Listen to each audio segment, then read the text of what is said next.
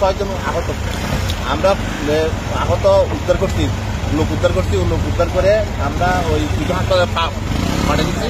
আরেকজনকে নিয়ে আমরা হাসপাতালে যাচ্ছি, 7 জনের ডেড বডি দিয়ে ওই ব্যাগ করে পুলিশের জমা দিচ্ছি। 7 জন মারা গেছে।